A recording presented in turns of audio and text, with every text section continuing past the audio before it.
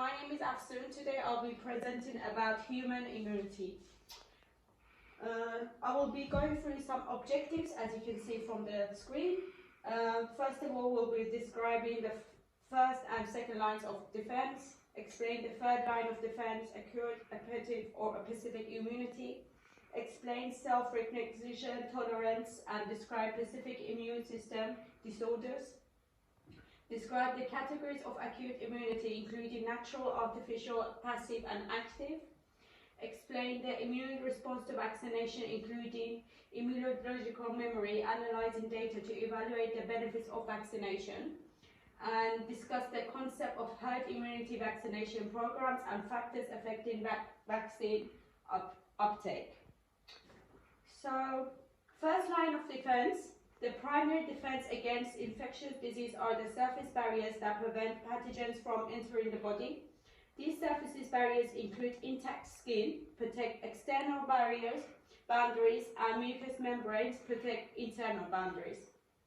Both the skin and mucous membranes release chemical secretion which restrict the growth of microbes on the surfaces. If pathogens cannot enter the host body, they cannot disturb normal physical functions and cause disease. As you can see. Second line of defense. The second line of defense against infection are the non-specific cellular and molecular responses of the innate immune system. These defenses do not differentiate between the different types of pathogens and respond the same way upon every infection. Phagoleucocytes migrate to infection sites and engulf foreign bodies. Dendritic cells then present antigens to lymphocytes. Inflammatory responses increase capillary permeability at infected sites, recruiting leukocytes by leading to localized swelling. Antimicrobial proteins such as cytokines and complement proteins regulate immune activity within the body. Fever increases body temperature to activate heat shock proteins and suppress microbial growth and propagations. Moving on to roles of microbes in immunity. Works as innate immune cells through pathogen and sterilization of foreign substances such as bacteria and play a central role in defending the host from infection. In addition, microbes play an important role in eliminating disease and damaged cells through their programmed self-death. Phagocytosis is divided into four main steps: recognition of the target, signaling to activate the internalization machinery, phagosome formation, and phagosome maturation, which degrades the engulfed particle. Moving on to the third line of defense. The final line of defense against infection are the lymphocytes that produce antibodies to specific antigenic fragments. Each B cell produces a specific antibody, and the body has millions of different B cells capable of detecting distinct antigens. Helper T cells regulate B cell activation, ensuring that the antibodies are only mass produced at appropriate times. Both B and T cells will differentiate to form memory cells after activation, confirming long-term immunity to particular pathogens. And moving on to self-tolerance. Self-tolerance is the ability of immune system to recognize self-produced antigens as non-threat while appropriately mounting a response to foreign substances. Self-tolerance regulation of immune effector cells can be divided into mechanisms termed central tolerance and peripheral tolerance, depending on where they take place. Central tolerance occurs in organ of maturation for the respective lamprey, the TIMS for the T cells, and bone marrow for B cells. Peripheral tolerance occurs outside the organ of maturation at the site of antigen recognition, where the T cells and B cells would ultimately begin to elect an immune response. And moving on to rejection. Transplant rejection is a process in which a transplant recipient's immune system attacks the transplanted organ or tissue. When a person receives an organ from someone else during transplant surgery, that person's immune system may recognize that he's foreign. This is because the person's immune system detects that the antigens on the cell of the organ are different or not matched. Mismatched organs or organs that are not matched closely enough can trigger a blood transfusion reaction or transplant rejection. There are 3 types of rejection. As you can see, hyperactive rejection occurs a few minutes after the transplant, when the antigens are completely unmatched. The tissue must be removed right away so the recipient does not die. This type of rejection is seen when a recipient is given the wrong type of blood. For example, when a person is given a type A blood when he or she is a type B. Acute rejection may occur at any time from the first week after the transplant to 3 months afterward. All recipients have some amount of acute rejection. And lastly, the third one, chronic rejection, can take place over many years. The body's constant immune responses against a new organ slowly damages the transplanted tissues or organ. And moving on to immune system disorders. Removed arteries. An autoimmune disorder, removed arteries occurs when immune system mistakenly attacks your own body tissues. Removed arteries affect the lining of your joints, causing a painful swelling that can eventually result in bone erosion and joint deformity. The inflammation associated with the removed arteries is what can damage other parts of the body as well. Symptoms: tender, warm, swollen joints, joint stiffness that is usually worse in the morning and after inactivity, fatigue, fever, and loss of appetite. MS, moving on, is potentially disabling disease of the brain and spinal cord. In MS, the immune system attacks the protective sheath, myelin, that covers nerve fibers and causes communication problems between your brain and the rest of your body. Eventually, the disease can cause permanent damage or deterioration of the nerves. Symptoms: numbness or weakness is one or more limbs that typically occurs on one side of your body at a time, or your legs and trunk. Electric shock sensation that occur with a certain neck movements, especially bending the neck forward. Trauma, lack of coordination, or unsteady gait. And moving on to acute immunity. Acute immunity is an immunity you develop over lifetime. It can come from a vaccine, exposure to an infection or a disease, another person's antibodies. When pathogens are introduced into your body from a vaccine or a disease, your body learns to target those germs in the future by making new antibodies.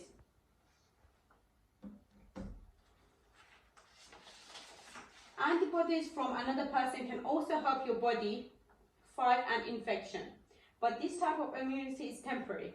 Active immunity and passive immunity are 2 types of acute immunity. Immunity is the most common type, and it develops after exposure to infection or vaccine.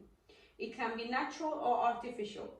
Natural antibodies made after exposure to an infection, artificial antibodies made after getting vaccination. Passive immunity develops after you receive antibodies from someone or somewhere else. This type of immunity is short-lived because it doesn't cause your immune system to recognize the pathogen in the future. It can be natural or artificial. Natural antibodies transmitted from mother to baby via mother's milk. Artificial antibodies accrued from immune serum medicine. Moving on to vaccine. Immune responses to vaccination. Vaccine contains weakened or inactive parts of a particular organism, antigen, that triggers an immune response within the body. New vaccines contain the blueprint for producing antigens rather than the antigen itself. Neither version will cause the disease in the person receiving the vaccine, but it will prompt their immune system to respond much as it would have its first reaction to the actual pathogen. This causes the immune system, especially the white blood cells, to produce complementary antibodies which target and attach to the antigen. Therefore, the aim of the vaccine is to achieve immunological memory. Immunological memory is the ability of the immune system to respond more rapidly and effectively to pathogens that have been encouraged previously, and reflects the presence of clonally expanded population of antigen-specific lymphocytes. As despite in the diagram, primary infection, the antibodies slowly increase the peak at around 10 days and then gradually decreases. A second exposure to the same pathogen causes the white blood cells to respond quickly in order to produce lots of the relevant antibodies, which prevents infection.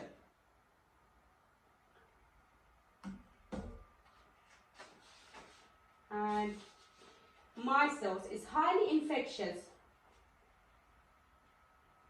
As you can see, benefits of vaccination. Measles is a highly infectious viral illness that is spread through coughing and sneezing. Anyone can get measles if they haven't been vaccinated or they haven't had it before. Excuse me.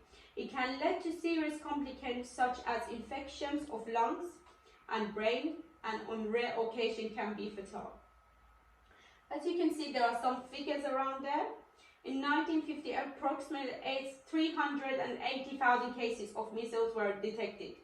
This shows that measles were regularly detected at approximately 600,000 cases per year in 1952, with some reduction to approximately 150,000 cases in 1954. Clear fractures are detected under approximately 164. The measles vaccine was introduced in 1968, which caused a sharp decline to approximately 150,000 cases in the 1969.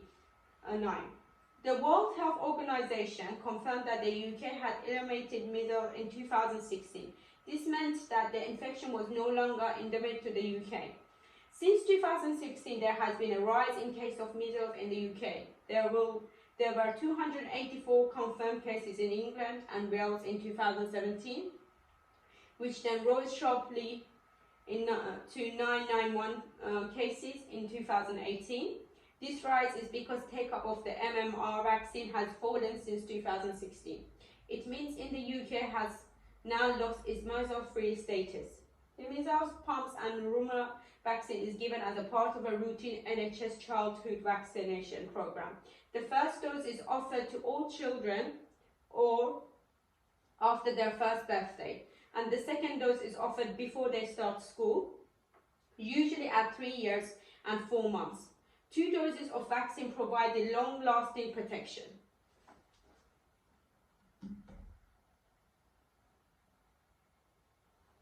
Herd immunity and factors affecting vaccine update. Following a vaccination, a person can become immune to specific disease. The immunity gives protection against illness in an individual.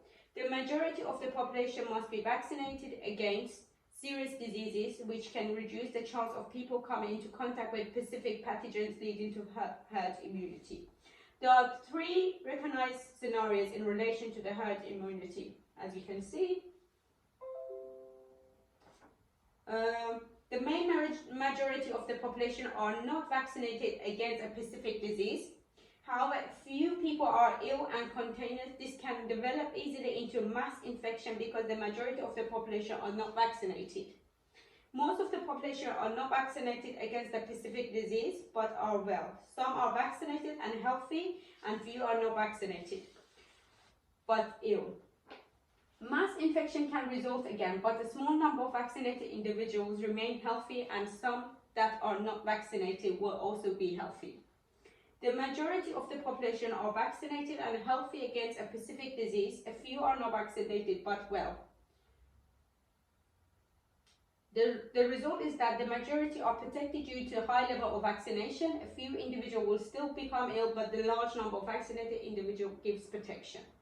Common barriers to vaccine update. Excuse me. The timing, availability and location of appointments. Childcare duties, particularly for larger families. Forgetting appointments. Costs associated with vaccinations such as transport or taking time off work. Accessibility of information, including language barriers and the use of digital system and media that not everyone has access to. Physical accessibility of facilities where vaccines are offered and accessibility of transport. Ways to address these barriers: offering additional or more flexible appointments, such as after work hours or walk-in clinics, ensuring that healthcare professionals have sufficient information and training to be able to respond to questions or concerns about vaccines, offer and signposting vaccine in a more diverse range of locations. The immune system is a complex network of cells and proteins that defends the body against infection. Abnormalities of the immune system can lead to allergic diseases, immune deficiency, and autoimmune disorders, some which have been discussed during the presentation. It is important to keep the public informed about the effectiveness of vaccines in order to keep viral outbreaks under control in future. Thank you very much for taking the time to listen to my presentation. Feel free to email me if you have any questions. Thank you.